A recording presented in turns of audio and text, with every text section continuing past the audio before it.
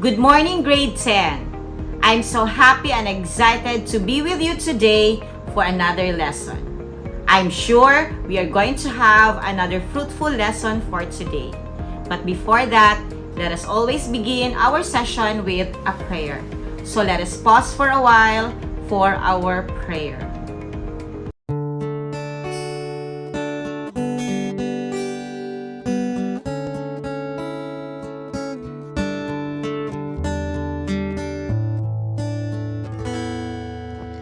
All that I am, all that I have, I lay them down before you, oh Lord. All my regrets and all my acclaims, the joy and the pain, I'm making them yours. Lord, I offer my life to you.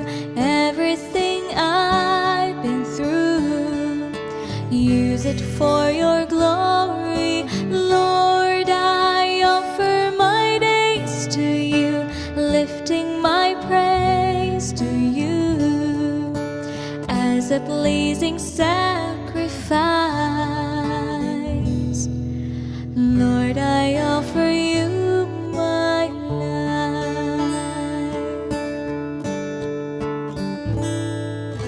Hello, grade 10. To start our day, let us have first the checking of attendance. Well, very good. Everybody is present. And because everybody is present, I am going to give a prize for our early bird. And our early bird goes to Mark Swan. And Mark will receive Boy Bawang! Class! Milo on the go! Congratulations, Mark!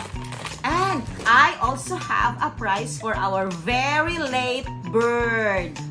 And that is Ray Yabo!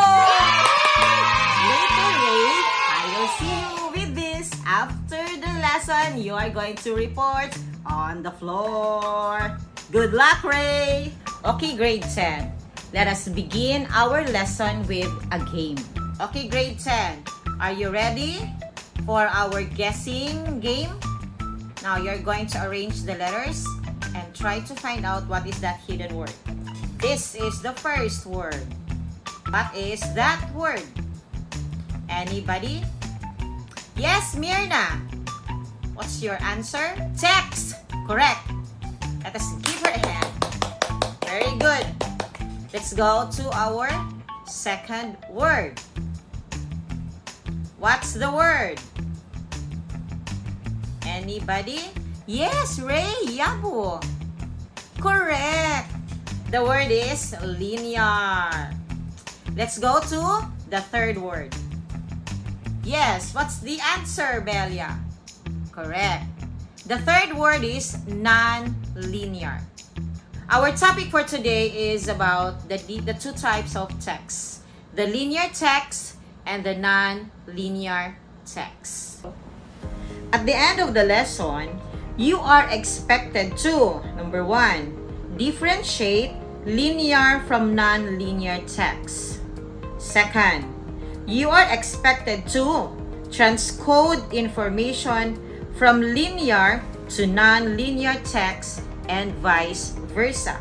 And the last, you are expected to make a linear and non-linear text.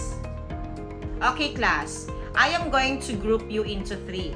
The first group will be Lian and Mirna. Are you following? Okay. First group, Lian and Mirna. Second group, Ray and Mabel. And the third group will be Belia and Mark. For the first group, you're going to study what is abortion. For the second group, you are going to study what is spontaneous abortion. And for the third group, you are going to study and tell us later what is induced abortion. Okay, class, can I have now a short report from the group 1? Group 1, Lian and Mirna, what is abortion? Very good. Thank you. Do you agree? Okay, good. Okay, Group 2, what is spontaneous abortion? Ray and Mabel. Very good, Mabel. Do you agree? Correct. Good. For the Group 3, what is induced abortion? Mark? Correct. Do you agree, Belia? Okay, good. So you have there the definition of abortion and the two types, the spontaneous abortion and the induced abortion. Now, look at our next slide. This is what we call, how do you call that? Very good, Lian. That is what we call the Venn diagram. For the Venn diagram activity, all of you will answer it. Group 1, 2, and 3. Now, you are going to present the similarities and differences of the spontaneous abortion and the induced abortion. Try to look at the diagram and try to locate where you're going to place their differences and similarities. Okay? Do it now. Okay, let us check your Venn diagram. Let us start with the spontaneous abortion. What is your answer there? What is your definition there? Yes, Belia?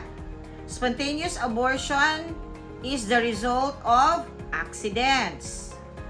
When a pregnant woman falls, or it may be caused by illness.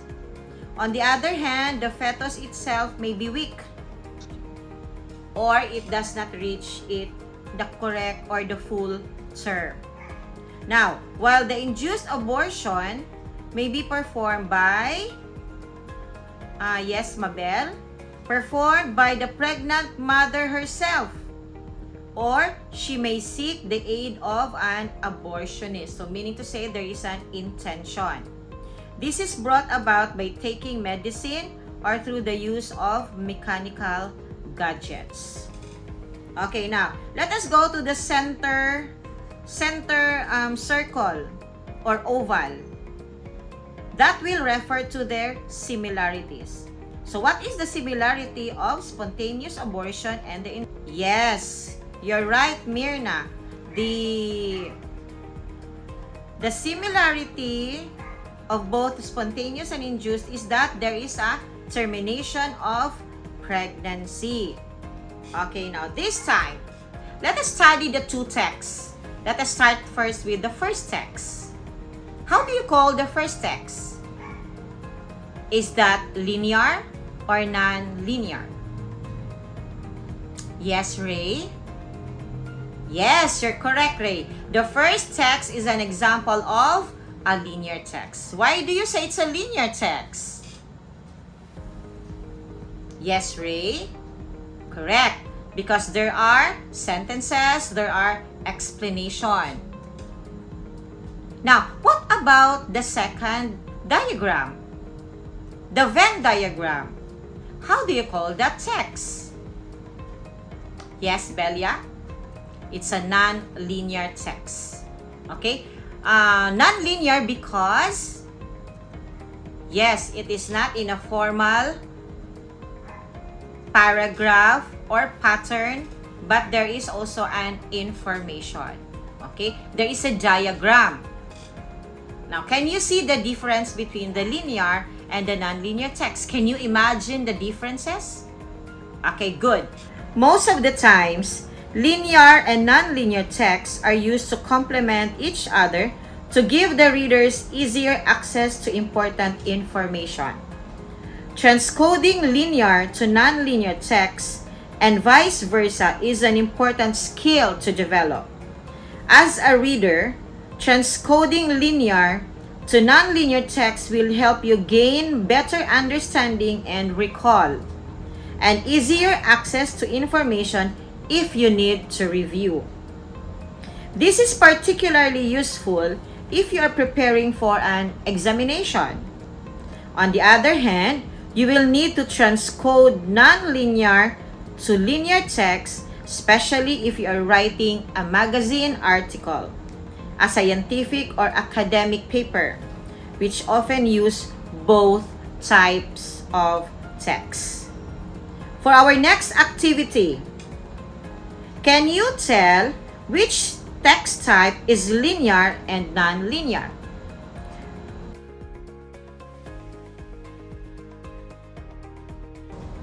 Okay, let's check your answer. Number 1, graph is non-linear. Essay, linear. Very good. Poem, linear. Diagram, non-linear. Story, linear. Flowchart, non-linear. Map, non-linear. Story map, it's linear. Novel, linear. Graphic organizer, non-linear. Letter, linear. Pie chart, non-linear. Speech, linear. Bar graph, non-linear. Educational text, linear. So what is then a linear text?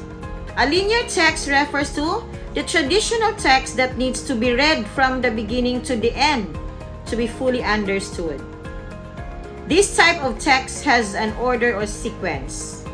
Examples, novels, short stories, letters, and those that we are reading from the beginning to the end. Let us have now, what is a nonlinear text? The nonlinear text, as its name suggests, is nonlinear. Nonlinear text is non-sequential. There is no sequence, which means that the readers do not have to go through the text in a sequential manner in order to make sense of the text. This type of text has many reading paths, since it's the readers who will decide the sequence of the reading and not the author of the text. Examples of nonlinear text include flowcharts, charts, graphs. Example of graphs, pie graph, bar graph. Graphical organizers such as the maps and the story maps. In fact, any text that is not read from the beginning to the end will fall into the category of the nonlinear text. Most of the times, the linear and the nonlinear text are used to complement each other to give the readers easier access to important information. Transcoding linear to nonlinear text and vice versa is an important skill to develop. As a reader, transcoding linear to nonlinear text will help you gain better understanding and recall and easier access to information if you need to review.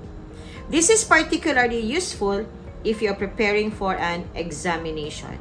On the other hand, you will need to transcode nonlinear to linear text, especially if you are writing a magazine article, academic paper, or both, or use the both types. For our next activity, you are going to transcode the information from the linear to non-linear text. Again, your next activity with your same group, you're going to transcode the information of the linear to the non-linear text. And the topic is about bullying. What is bullying? And you have there physical bullying, verbal bullying, and relationship bullying. Okay, class, let us check your answer. Let us see how you transcode the linear text of bullying to the non-linear text. You have their physical, verbal, relationship bullying. So what is physical bullying? Yes, Mark. Physical bullying includes hitting, kicking, pushing, stealing, hiding, ruining things, hazing, harassment, and humiliation. Basically, it will affect physical. Verbal. Yes, Mirna. Verbal bullying includes teasing, taunting, insulting, and those verbally, anything that verbally abuses somebody. Relationship bullying includes refusing to talk to you. So that is a relationship bullying. If you will not talk to me, that is a relationship bullying. Excluding you from the groups or activities. Spreading lies and rumors, that is relationship bullying. Making you do things that you do not want to do is also a relationship bullying. Now, for your final activity, given the COVID-19 pandemic, you're going to make a linear and non-linear text on how you make your home quarantine days productive. Again, make a linear and non-linear text on how you are going to make your home quarantine days productive. Use another sheet of paper for your answer. You have the letter A, linear text, and letter B, non-linear text. For your assignment, check your copy. Go to the last page of your assessment. You're going to choose the letter of the best answer. Write your answer on the separate sheet of paper. So there are 15 questions. So you are just going to choose the letter and then write the letter on the blank. Congratulations, grade 10. We have successfully achieved our objective, and that is to differentiate the linear from the non-linear text. You have done that, very good. Second, you were able to transcode information from the linear to the non-linear text. And our third objective, you were able to make your own linear and non-linear text based on the topic of the ongoing COVID-19 pandemic. Congratulations, I am so happy for all of you. Class, see you on our next meeting. Thank you and goodbye.